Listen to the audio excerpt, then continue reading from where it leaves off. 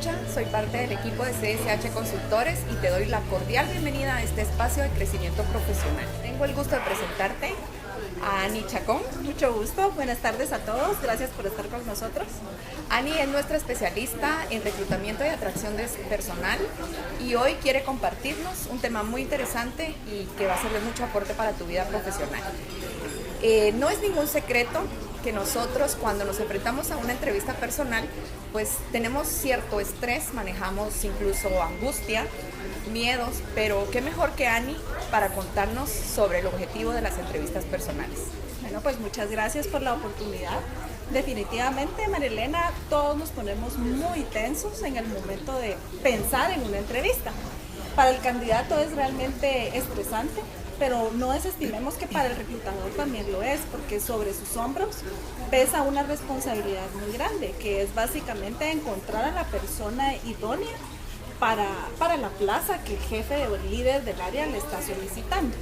El candidato debe ir muy bien preparado, no debe tomar por sorpresa cualquier evento o cualquier tipo de entrevista que encuentre.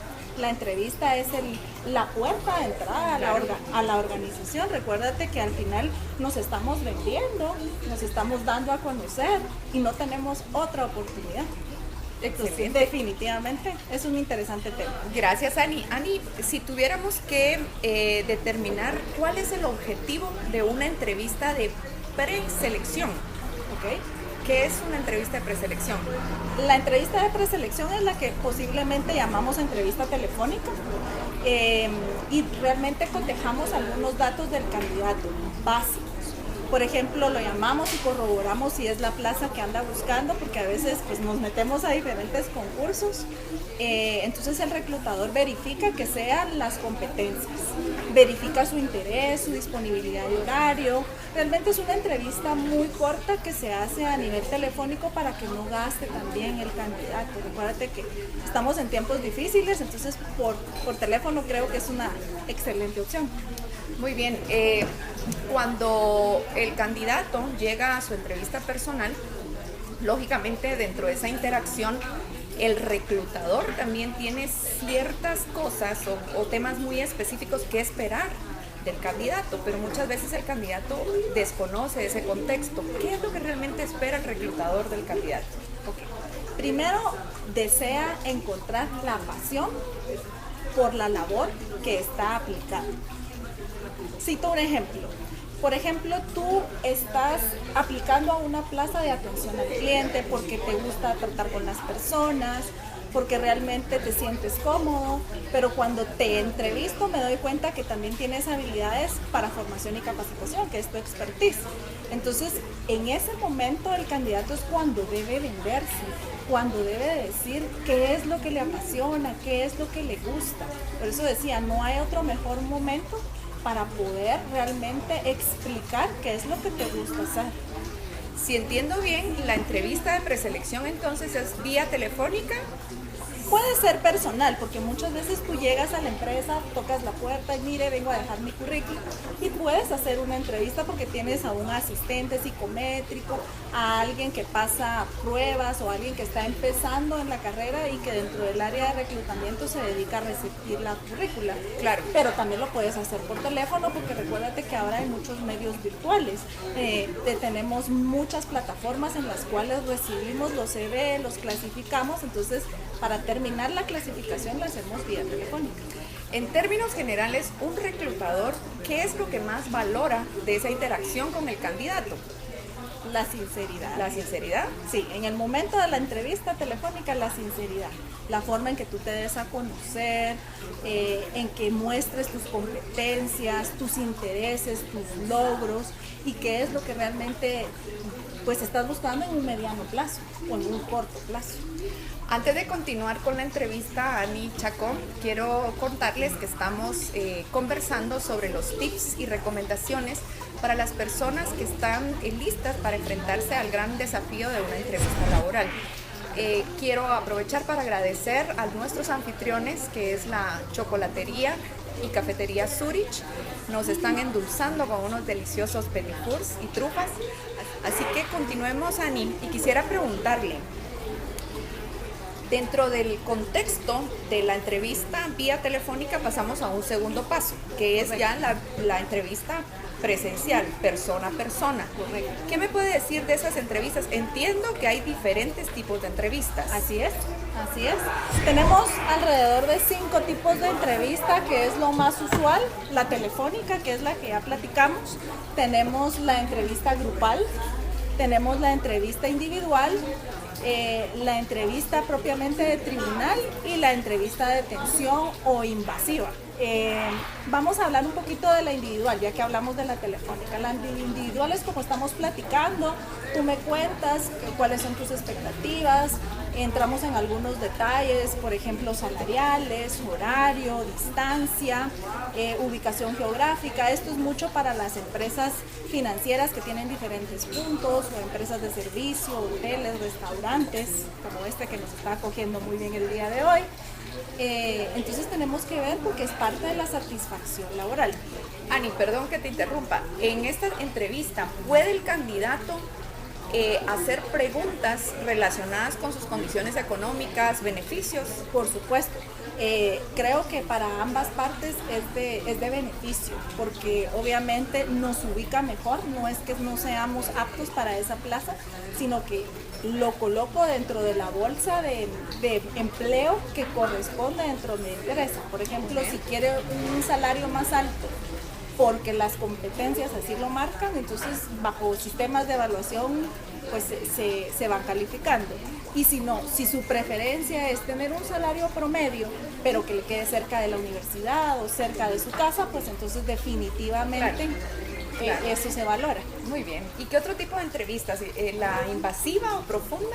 Porque es que el candidato tiene esa percepción de sentirse asediado o sentirse acosado hasta cierto punto. Sí, esta es una entrevista prácticamente de tensión, porque llevamos en algún momento al límite en algunas competencias al candidato. Lo ponemos a prueba, le ponemos a prueba el de servicio o de alguna habilidad matemática o de alguna habilidad financiera.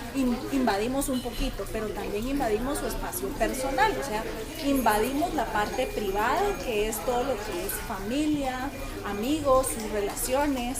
No es ningún secreto que hoy por hoy se hacen investigaciones y estudios socioeconómicos, entonces adelantamos un poquito a este paso para poder saber a qué se ha dedicado realmente el candidato o por qué, por ejemplo, tiene 6 meses de no estar trabajando, si será por su actitud.